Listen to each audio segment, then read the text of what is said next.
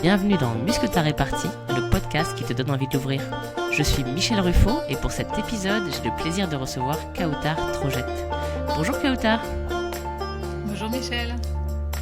Kautar, tu es coach de femmes dirigeantes et cadres dirigeantes et fondatrice du Club de Pouvoir. J'ai voulu t'inviter car tu oses prendre la parole sur LinkedIn en faveur de l'égalité femmes-hommes au travail, avec parfois quelques effets collatéraux comme des haters ou du harcèlement.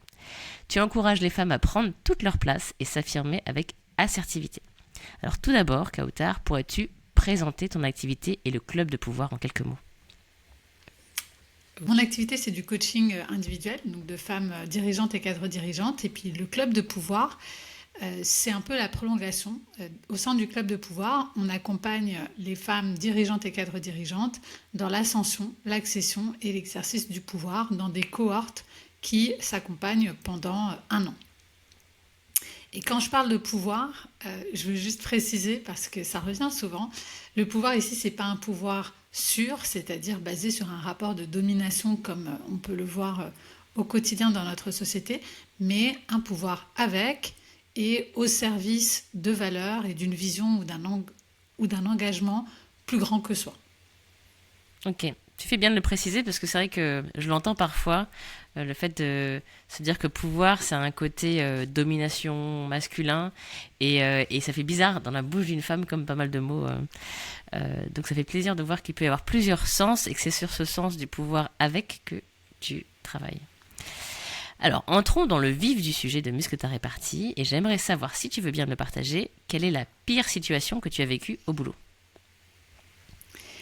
Oui, alors la pire situation que j'ai vécue au boulot, et c'est intéressant parce que j'ai eu une carrière salariée avec divers rôles où j'ai eu des postes dans des environnements hyper masculins, sur le terrain, en bleu de travail, avec des équipes où je manageais des hommes qui avaient 2 fois mon âge, etc. Et c'est pas dans ces contextes-là que ça s'est passé, la pire situation. Je l'ai vécu dans un bureau, donc dans un contexte beaucoup plus traditionnel, on va dire. C'était il y a 7-8 ans. J'étais toujours salariée, j'étais manager et je travaillais au Royaume-Uni à l'époque, dans une équipe plutôt masculine, mais il y avait quand même des femmes. C'était un séminaire de l'équipe de management. On était une trentaine de personnes, tous à des rôles de management au sein de l'entité dans laquelle on travaillait. Et c'était un séminaire hors site. Donc j'arrive de bon matin et donc il y a toutes les tables avec tous les collègues installés. Et je vois une table avec que des femmes. Et c'était mes copines, je les connaissais. Donc c'était des visages familiers. Donc je m'installe à leur côté. Et puis autour, pareil, il y a plusieurs tables où il n'y a que des hommes. Et un peu plus tard, le chef arrive et donc il dit bonjour, il se promène et là il voit notre table et il s'approche et il me regarde moi et il dit « Ah, vous êtes les premières à parler de mixité, pourtant vous avez fait une table 100% féminine. » Et à ce moment-là, il y a eu un gros blanc à table. Donc moi, je portais déjà des sujets d'égalité femmes-hommes, c'est pas un mystère pourquoi ils me regardaient moi en particulier. Mais personnellement, je ne m'y attendais pas du tout, parce qu'on était là dans un contexte un peu bon enfant. On était hors site, on était là pour faire des activités un peu comme du team building. Et je me suis sentie un peu accusée. C'était très passif-agressif, et donc j'étais un peu en sidération, dans un contexte qui s'y prêtait pas, et puis un peu devant tout le monde aussi. Donc moi, je l'avais vraiment vécu comme une attaque passive-agressive à ce moment-là. Tu as pu dire quelque chose ? Qu'est-ce que tu as fait ? Oui, donc j'ai été un peu silencieuse, le temps de reprendre mes esprits, et en fait, je sais pas, mais en plus, c'était en anglais, deuxième effet qui se coule, c'est pas ma langue, c'est pas ma langue maternelle, l'anglais. Loin de là, c'est la troisième langue que j'ai apprise. Et donc, à ce moment-là, je le regarde, et je regarde un peu autour. Et en fait, je reviens sur juste un côté très descriptif de la situation. Et ce que j'ai fait, je ne savais pas que ça s'appelait comme ça à ce moment-là, mais c'est une forme de métacommunication, parce qu'en fait, j'ai décrit un peu la situation qu'il était en train de décrire. Et donc, j'ai dit quelque chose du genre, tiens, c'est intéressant parce que tout autour toutes les autres tables sont 100% masculines et tu as vu un problème de mixité avec notre table. C'est Mm. intéressant ça. Et en fait, je l'ai renvoyé Mm. à la comparaison qui était qu'en fait, il n'avait vu un problème qu'à la table 100% féminine, alors qu'il y avait exactement le même problème avec toutes les autres tables qui étaient 100% masculines. Et du coup, ça a Est-ce que tu complètement te renversé rappelles la si... situation. Ouais, tu te rappelles si ça s'est arrêté là ou s'il a réagi Ah bah par la complètement. suite? Ah bah complètement. Je pense qu'il l'avait pas du tout vu venir Hmm. et que ça a dû créer une petite détonation dans dans sa tête parce que dans son regard, il y a eu un moment un peu de... comme s'il avait trébuché, tu vois. Le moment où soudain il voit un nouveau monde qui s'ouvre à lui. Ah, c'était comme Et ça je depuis le pense que début, c'était... j'avais rien vu.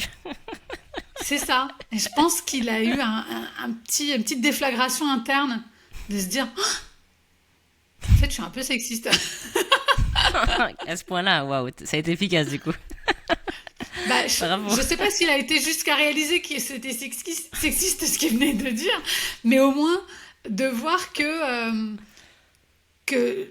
alors qu'il pensait un peu genre marquer un point, bah en fait, Hmm. pas forcément. Ouais, pas forcément, parce qu'il y avait une vision qui n'était pas complète de la situation qu'il a C'est partagée. ça. Top. Donc ça, c'est ce que tu as vécu toi. Et je sais que tu accompagnes dans le club de pouvoir et dans d'autres accompagnements des femmes, notamment des dirigeantes, qui rencontrent des situations au travail.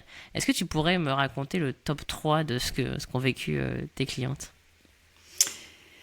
Ouais, et alors là, franchement, je pense qu'il faudra écrire un livre là-dessus parce que chaque fois, enfin, c'est à la fois désolant et un peu drôle parce que sorti du contexte et quand les membres nous racontent certaines de leurs anecdotes, c'est un petit peu comique, mais c'est aussi un peu triste de se dire que en 2025, tant de femmes aient vécu des situations pareilles.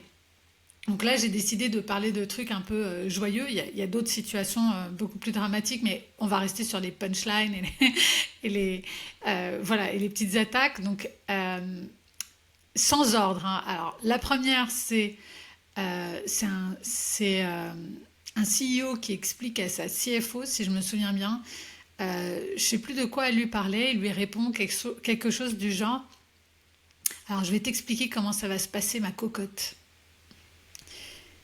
Donc voilà, tout va bien. On est On aime. dans un grand groupe, on aime, c'est ça. C'était ma cocotte ou ma poulette. Je me souviens plus exactement, mais dans les deux cas, Ok. c'était pas. Voilà, c'était le Donc c'est champ le lexical moment où... animal. C'est c'est ça. C'était dans le poulailler. C'est dans le poulailler. C'est localisé dans le champ animal. Euh, Petit point légal à ce moment-là. C'est un agissement sexiste. C'est pour ça que ça nous choque, hein. Pour ceux qui ne sauraient pas pourquoi on est choqué. On n'est pas censé appeler quelqu'un ma cocotte. Et en tout cas, au-delà du fait que c'est interdit de faire ce type d'agissement, c'est assez rabaissant. Ça ne met pas dans de très bonnes conditions pour travailler et être prise au sérieux d'être une cocotte. Tout à C'était le fait. point, Tout à fait. le point agissement sexiste. À toi pour une autre Hmm. situation. Alors, deuxième situation, euh, là, c'est un entretien d'embauche.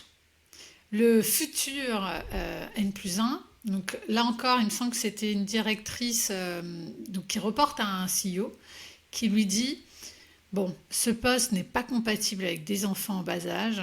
Est-ce que vous comptez tomber enceinte dans les 2 années à venir? Voilà, donc encore une fois complètement illégal. Tout à fait.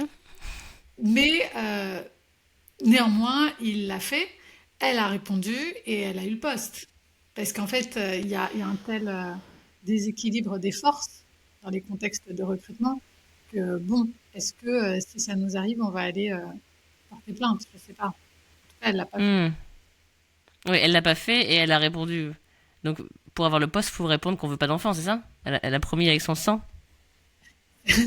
Disons que la réponse est dans la question à ce niveau-là.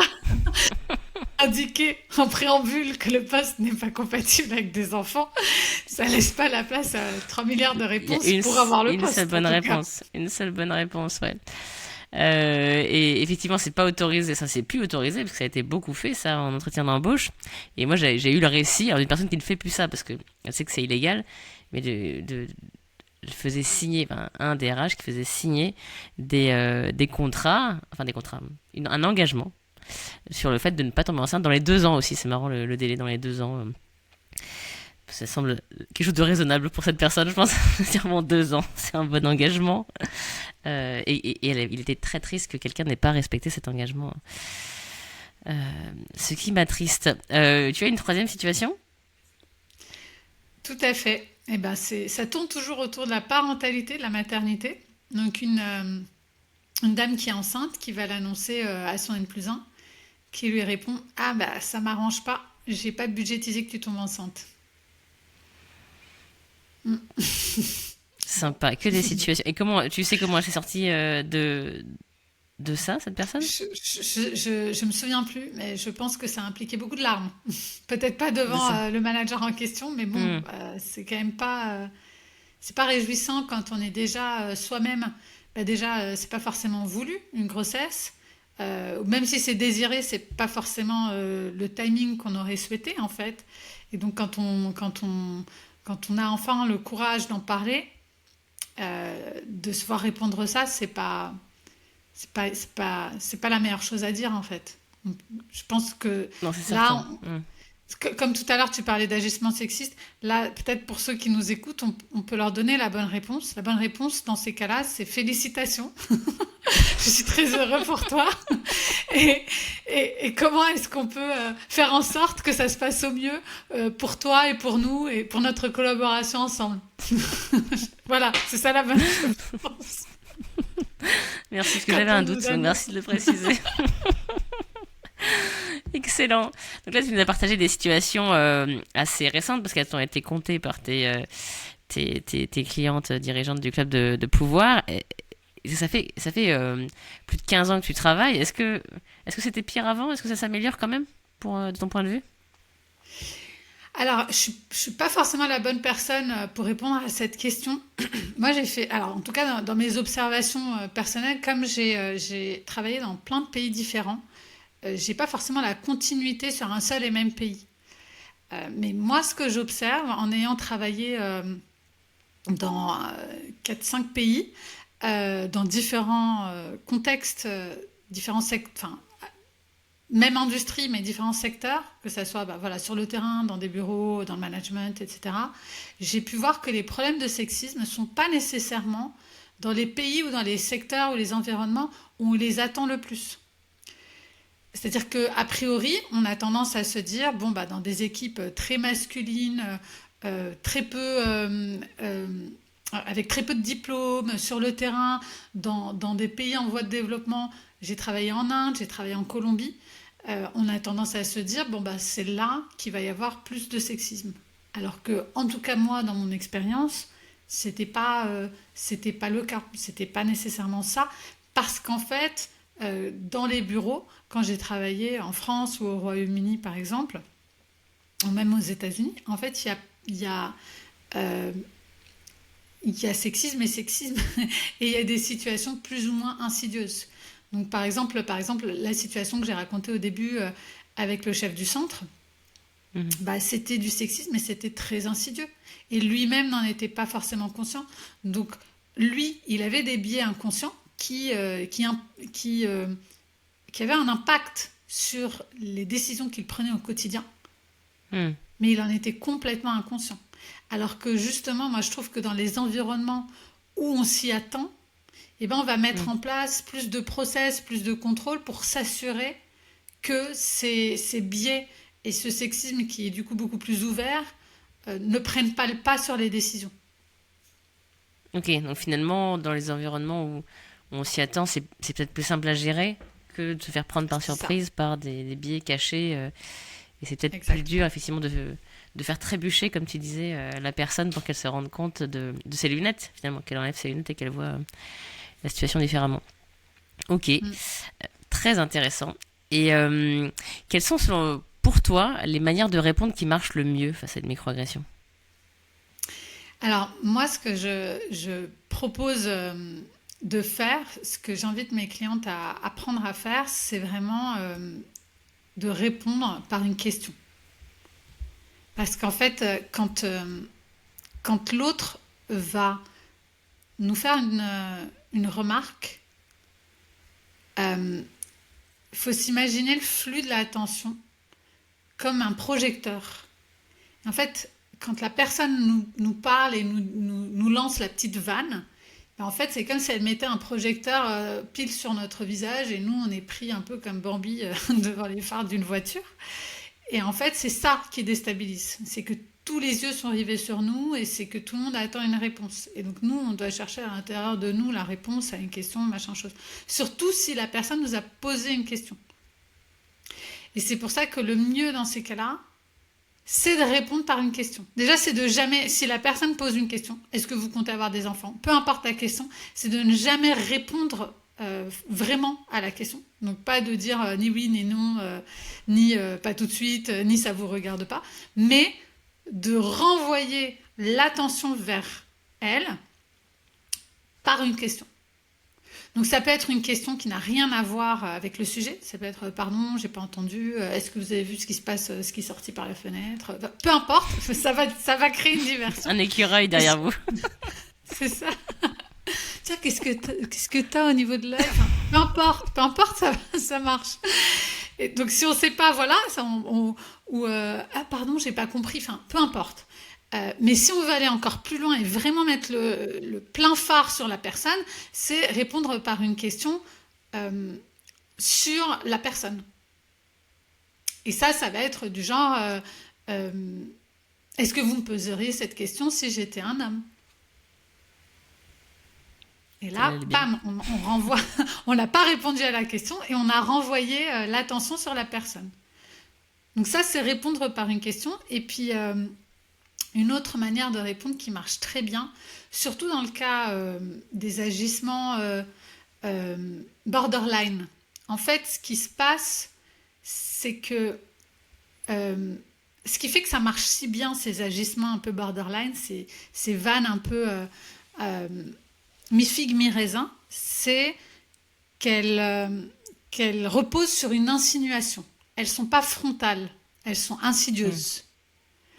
Et donc, l'important, ça va être de clarifier cette zone grise. C'est-à-dire reprendre l'insinuation, la mettre en lumière, toujours sous la forme d'une question, et préférablement en renvoyant l'attention sur l'autre. Donc, en renvoyant une question à l'autre. Donc, par exemple, si quelqu'un nous dit c'est à cette heure-ci que tu pars, il est 17h, c'est à cette heure-ci que tu pars. En fait, ce qui est compliqué dans ça, c'est que la personne ne nous a pas dit c'est bien, c'est mal, mais il y a une insinuation que c'est pas une heure correcte à laquelle on devrait partir.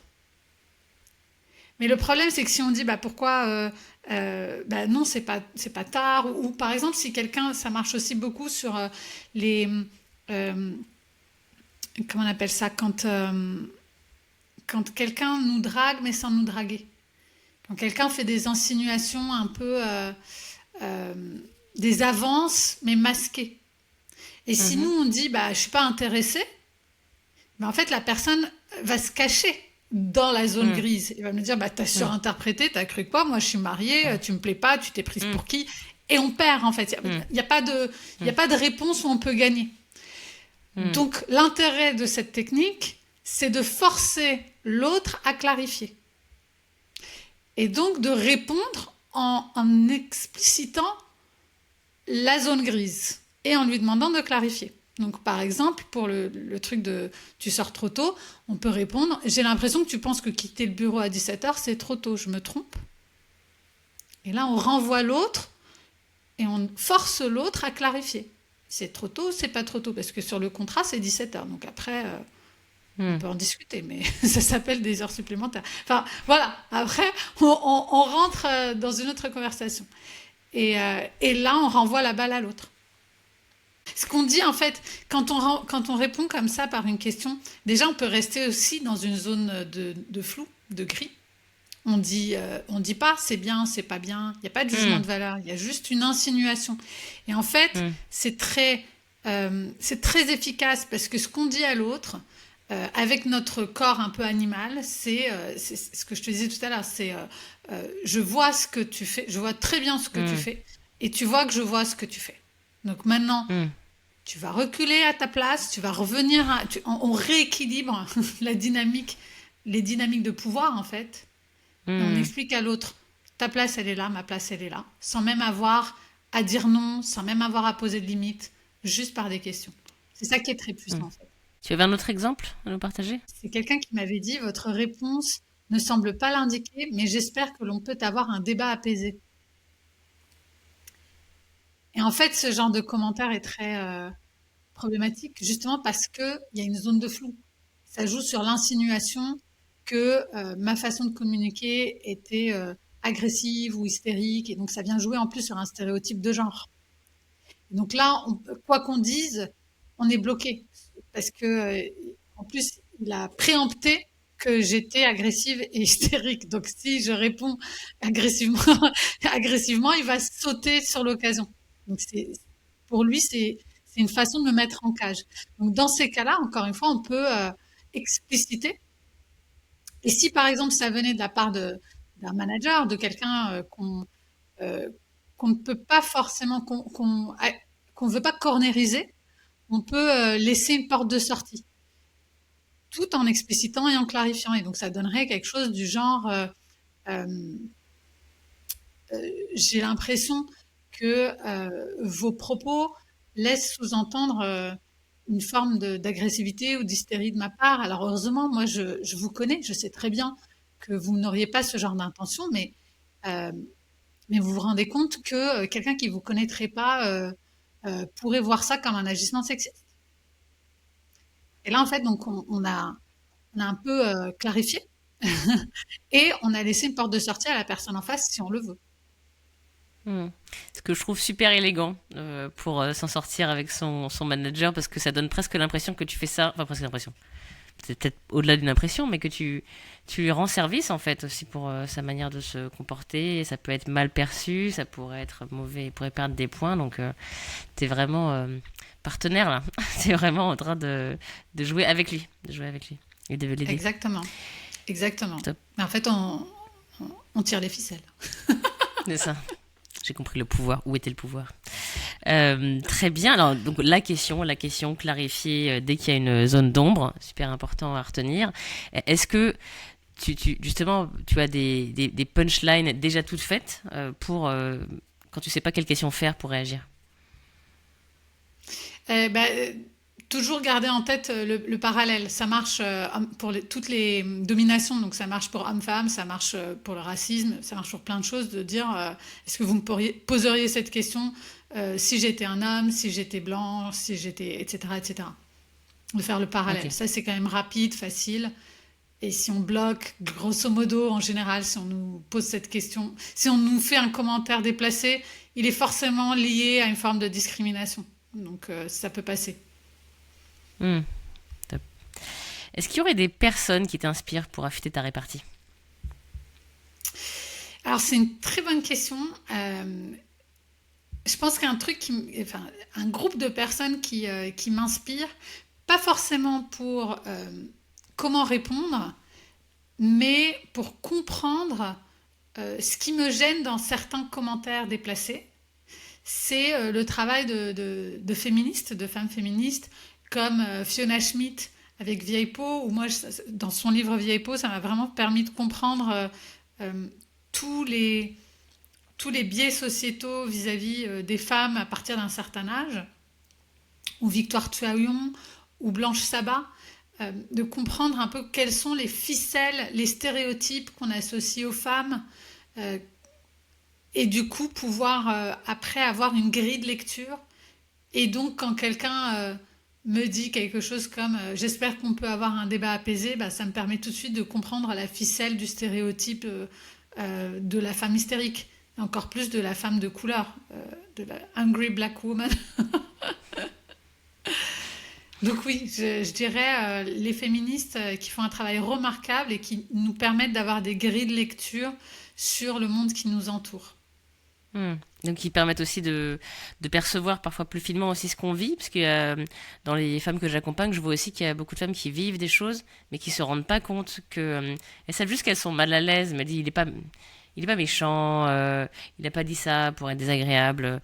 Et dans les phrases, dans une phrase type moi, que j'aime beaucoup, c'est tu es doué pour une femme. Donc tu es doué pour une femme, c'est une phrase qui, certains hommes l'ayant vue, me disent bah, c'est quoi le problème en fait. Et quand je dis à des femmes, souvent les femmes me disent mais c'est super choquant. Et en effet, on, on, on peut avoir parfois l'impression que c'est un compliment. Alors là, celui-là est un petit peu radical, mais un compliment, mais en fait Bien sûr. déguisé, enfin un bonbon un peu acide. Bien sûr. Bah, c'est comme garçon manqué. Tout ce qui nous fait dire, d'une manière ou d'une autre, qu'on s'extirpe de notre condition dégueulasse de femme. Nous, on a réussi, contrairement aux autres qui sont restés dans le collé au seau de C'est merde. ça. C'est un peu ça qu'on entend et qu'on se dit, c'est pas très agréable en fait ce qu'il vient de dire. Exactement. Et puis ça ramène au concept qu'il y a derrière de valence différentielle des sexes. Ça veut dire, grosso modo, c'est un gros, une expression savante pour dire que de tout temps dans toutes les sociétés, on a estimé et on continue d'estimer que les hommes sont un petit peu mieux que les femmes. Et donc quand on nous Et du dit coup, tu es doué pour une femme ou tu es un garçon manqué, il y a cette idée que les femmes sont là, les hommes sont un petit peu au-dessus, et toi, t'es pas au niveau des femmes, bon, t'es pas encore au niveau des hommes, mais t'es un petit peu mieux, tu t'es un peu extirpé de ta condition d'inférieur. exactement. Exactement. Alors moi, ce que j'aime bien chez les féministes, alors je n'ai pas eu autant de lecture que toi pour l'instant, mais c'est aussi la capacité, quand l'énergie est là, de répondre aussi de manière argumentée, parce il y a aussi dans le fait de répondre un côté pédagogie, enfin enseignement, ouverture des chakras, quand c'est possible, de déposer quelques graines. Je sais pas si c'est quelque chose que tu pratiques toi aussi, de par moment justement d'essayer de partager des choses que tu as lues pour faire comprendre euh, le- les mécanismes et les situations que tu vis que vivent pas forcément les autres. Oui, tout à fait. Bah, et c'est aussi grâce au travail de féministes et aussi pour le coup euh,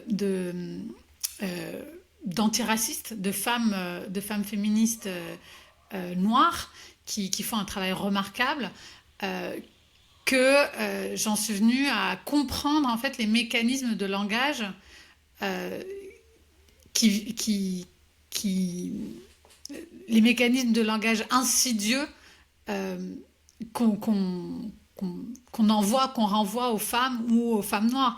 Et donc tous les principes de gaslighting, de victim blaming, etc., etc. Moi, c'est encore une fois, c'est ces féministes qui m'ont permis d'en prendre conscience et donc après de pouvoir les exposer comme dans le commentaire qui m'avait été fait, là, votre réponse ne semble pas l'indiquer. En fait, quand on décortique, il fait tellement, en fait, il fait tellement de choses. Il fait du tone policing, il fait appel à un stéréotype de genre. Bref, il n'y a rien qui va dans cette phrase. En une seule phrase, il a réussi à faire un bingo de sexisme. Est-ce que tu peux expliciter, nous en dire plus sur le gaslighting et le victim blaming que tu as dit juste avant? Ouais. Alors le gaslighting, en fait, c'est euh, une technique d'influence ou de manipulation, selon l'intention, euh, de rhétorique où on va dire à l'autre personne que euh, c'est ce qu'elle pense qui est problématique ou que ce qu'elle vit n'est pas réel. Donc par exemple, si quelqu'un nous dit mon chef m'a dit t'es doué comme femme, t'es plutôt doué pour une femme euh, et, euh, et je l'ai mal vécu et j'ai l'impression euh, que c'était déplacé. Si on dit ça à notre collègue ou à notre compagnon, peu importe, et que notre compagnon ou collègue nous dit mais non, il pensait pas mal, c'est toi qui surinterprètes. Ça, c'est du gaslighting. C'est de nous dire que ce qu'on est en train de vivre et que notre expérience n'est pas réelle, qu'elle est On a tort exagérée. d'être mal à l'aise. On a tort d'être mal à l'aise parce que Voilà, c'était c'est ça. gentil. C'est un cadeau, en fait. Exactement. Et que c'est D'accord, ok. nous qui avons mal compris le réel. Ça, c'est Hmm. le gaslighting. Le victim blaming, c'est reprocher à une victime, c'est inverser la charge de la culpabilité et dire qu'en fait c'est la faute de la Mm. victime. Mm. C'est par Mm. exemple la fameuse phrase qu'on sort aux femmes qui ont été violées. Ben, qu'est-ce que tu portais aussi? Pourquoi tu étais dehors? Pourquoi tu avais mis une jupe? Mm. C'est une incitation au viol. Enfin bref, Mm. pourquoi tu avais dit oui? Pourquoi tu étais allé chez lui? Etc. etc. Tout ça, Mm. c'est du victim blaming. En fait, il n'y a Mm. rien, il n'y a aucune tenue, il n'y a aucune circonstance qui justifie d'être violé. Mais quand Mm. on reporte la culpabilité sur la victime, c'est du victim blaming. Et puis le tone policing, c'est ce que ce charmant ami a fait dans son commentaire. Quand on dit j'espère que l'on peut avoir un débat apaisé, ça sous-entendrait que le ton des mots d'un discours prime sur le fond. Et que Mm. quand bien même on aurait raison sur le fond, si notre ton n'est pas ajusté au goût de la personne qui va entendre le discours, alors ça discrédite le fond. Mm. Alors Intéressant, qu'en je vois fait, bien. la co- alors qu'en fait, mon ton peut être tout à fait légitime. Et s'il ne lui plaît pas, c'est son problème à lui, quelque part. Mm. Surtout si c'est une colère, par exemple, parce que c'est souvent ce qui est reproché aux féministes, si c'est une colère légitime en fait. Et pourquoi donc est-ce qu'on aurait besoin de, euh, de masquer cette colère pour être entendu? Ou pour que notre pensée soit valide? Pourquoi est-ce que le ton des paroles invaliderait leur fond? Mm. Ça me parle beaucoup ton exemple, parce que justement, moi, quand j'ai commencé à prendre la parole sur Mousquetaire réparti, j'étais un peu vénère. Et on m'a dit de me calmer, parce que ça nuisait au message. Et c'est vrai que c'était très compliqué de faire semblant de ne pas être énervé. Maintenant, c'est bon, je suis détendue, mais bah, notamment quand en fait, à chaque fois que tu lis un livre féministe, t'es quand même un peu énervé parce que tu te dis, il y a eu des années et des années d'injustice, des gens qui la voient pas, des gens qui te disent qu'elle n'existe pas alors qu'elle est là, etc. Et c'est très, très, c'est très, très énervant. En tout cas, moi, ça m'énerve. Mm. Oui, non D'ailleurs, mais même parfois, ça t'énerve aussi, tu me rassures? bien sûr, ça m'énerve. Et moi, je vais plus loin. Cette colère, elle est totalement légitime. Qu'elle nous énerve, c'est plutôt rassurant. Parce que la colère, en fait, c'est une émotion qui nous donne de l'énergie déjà. Et qui nous permet de poser des limites. De dire, en fait, stop, Hum, ça, c'est pas acceptable. hum, C'est pas normal. hum.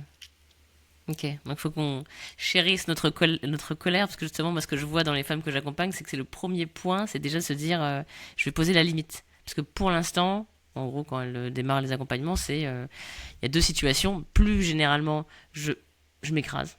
Je dis rien, il voulait pas mal, ou qu'est-ce qui va se passer si je réagis, ou alors j'ai envie de lui péter la gueule, je suis à deux doigts de le frapper. Souvent, les gens qui osent pas réagir, quand je pose la question de où est la limite, même déjà, est-ce qu'ils ont connaissance d'une limite légale déjà, enfin, avant d'avoir sa propre limite, généralement, elles n'ont pas une connaissance d'une limite légale, de se dire, bon, en fait, cette limite légale, tu sais qu'elle est déjà franchie, donc bon, tu pourrais réagir. Et elles ont du mal ouais, à poser les bornes de qu'est-ce qui est acceptable et qu'est-ce qui n'est pas acceptable pour elles. Donc elles ont Mm. peut-être plus accès aussi à cette colère, parce que elles sont pas toujours forcément en colère. C'est pas forcément l'émotion qui est. Elles ont honte de ce qui leur arrive, ou elles peuvent être tristes, ou elles ruminent, mais c'est pas toujours de la colère Mm. qu'elles ont. Ben, souvent, la Intéressant. colère est une émotion qu'on refuse aux femmes. Et donc, on leur a appris à masquer cette colère par autre chose, par de la tristesse, par de la peur, par de la honte. Et à contrario, les hommes vont masquer leur peur, leur tristesse, leur honte par de la colère, parce que la colère, elle est acceptée, et c'est une des rares émotions qui est acceptée chez les hommes, pour les hommes. Et donc, moi, j'ai accompagné, ça me fait penser cette notion de colère, j'ai accompagné une cliente récemment qui m'a dit, je, je crois n'avoir jamais ressenti de colère, enfin pas jamais, mais en tout cas pas depuis très très très longtemps. Et là, ce que je ressens dans mon corps, ça ressemble beaucoup à de la colère. Et ça me touche de me reconnecter quelque part à ma colère. Ça lui fait plaisir alors. Ça c'est Bah ça? oui, parce qu'en fait, c'est se reconnecter à soi-même. Là, en fait, il y a ce mythe qu'il y a certaines émotions qui sont bonnes et d'autres émotions qui Hmm, seraient mauvaises. Et alors, on catalogue la colère comme une mauvaise émotion et hmm, comme un signe qu'on ne sait pas contrôler nos émotions ou se contrôler euh, de la même manière que, par exemple, des larmes au travail, c'est vu comme quelqu'un qui ne sait pas contrôler ses émotions. Alors qu'en fait, c'est totalement physiologique. Les animaux sont en colère, les animaux pleurent, les animaux... Enfin, je veux dire, à un moment donné, si on se coupe de certaines émotions, on va se couper de toutes les émotions qui dépassent un certain seuil. Donc, on va se couper aussi des émotions dites positives, c'est-à-dire confortables en fait. C'est plus une question d'émotions confortables et d'émotions inconfortables. Alors oui, dans notre société, l'émotion de la colère pour une femme est inconfortable parce qu'elle n'est pas la bienvenue, mais elle n'est ni mauvaise ni négative. Donc moi je pense, et puis je pense il y a aussi une confusion entre être en colère et être agressive. C'est pas la même chose en fait. La colère, ça peut être une colère complètement euh, désancrée, une colère où on va taper, on va être dans l'agressivité justement, dans le mode combat. Mais il y a une colère qui, elle, peut être très ancrée et très solide et qui soit quelque chose de plus dans le ventre et qui soit en mode non, en fait, ça c'est les limites et je bougerai pas. hmm. Et elles sont là et je suis là et je prends ma place et je pars nulle part en fait et je vais rester là. Et moi je sais que j'ai longtemps été dans la colère vraiment très explosive parce qu'à ce moment-là je pense que j'avais besoin de ça. Euh, et que peut-être avec l'habitude ou peut-être avec la pratique ou je sais pas, peut-être avec la maturité, je suis plus apaisée dans le sens où je suis plus ancrée. Mais il y a plein de sujets sur lesquels je, je continue d'être en colère. Je suis rassurée. Très bien. Merci pour toutes ces idées et ces échanges. Est-ce que tu aurais, Kautar, quelques conseils pour terminer pour nos auditrices et auditeurs? Ah bah de se former, de se former à la répartie.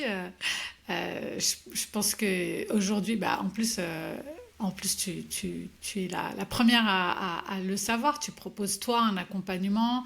Il y a plein de choses qui existent. Bah, si il y a un ressenti euh, de pas se sentir prête ou prêt à l'éventualité d'un clash verbal, on va dire, d'une joute verbale, euh, il y a des outils, il y a des formations et ça peut être fun en plus. Et je pense que ça nous aide au-delà de juste le contexte professionnel. Moi, je sais que les femmes que nous, on accompagne au sein du club, euh, auxquelles on propose justement un atelier de formation euh, de, de- d'ancrage, elles vont en ressortir avec des outils pour des situations du quotidien au travail. Mais en fait, ces outils sont tellement puissants qu'ils vont leur servir pour des prises de parole, ils vont leur servir dans leur posture de cadre dirigeante, ils vont leur servir dans tout. Ça dépasse le cadre de la répartie finalement, je trouve. Oui, c'est ça. C'est finalement, c'est très lié, comme tu le disais, au fait de poser ses limites. Donc ça sert dans d'autres situations. Donc c'est parce que je réagis quand ma limite est dépassée. Donc une fois que j'ai compris où elle était, c'est plus simple. Et ce qu'on me dit souvent, c'est que ça génère de la confiance. Et aussi de la confiance d'affronter parce C'est il y ça. a effectivement la joute verbale qu'on va avoir et puis il y a celle qu'on croit qu'on va avoir et qu'on n'aura pas en vrai. Mais du coup, on évite quand même Roger ou Kevin ou je sais pas comment pourrait s'appeler cette personne qui est dans ce bureau où je ne vais plus parce que j'ai trop peur de ce qui pourrait se passer parce qu'un jour il s'est passé un truc et en fait peut-être qu'il s'y passera plus rien, mais j'y vais plus, j'évite. Et là au moins, comme je sais que j'ai mon petit bouclier, j'y vais, et puis si ça se trouve, il se passe juste rien, ou le fait que j'ai mon bouclier me donne une posture différente aussi qui fait que j'occupe l'espace et que je suis plus en train de m'excuser d'être là et d'avoir des idées. Donc C'est effectivement, exactement ça. ça peut servir à plein de choses. C'est ça. Et pour faire le parallèle, c'est un peu comme les gens qui se mettent à faire soit un sport de combat, soit un sport de défense, genre judo ou kickboxing ou peu importe, et qui disent, bah, j'ai énormément gagné en confiance en moi dans toutes les situations de ma vie. Parce qu'en fait, maintenant, et en particulier les femmes qui apprennent à faire genre Krav Maga ou des trucs comme ça, et qui disent, bah, en fait, maintenant, je sors le soir, et bah, j'ai confiance que s'il se passe quelque chose, je suis équipée, je suis outillée et je me sens en sécurité. Et c'est ce sens de sécurité qui va donner Mm.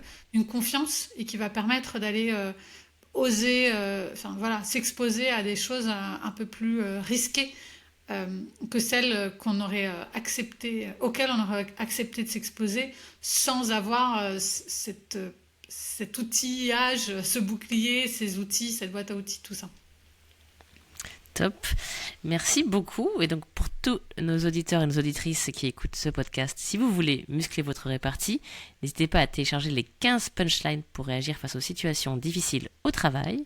Et je vous dis à bientôt pour un nouvel épisode et au revoir, Kautar. Au revoir Michel.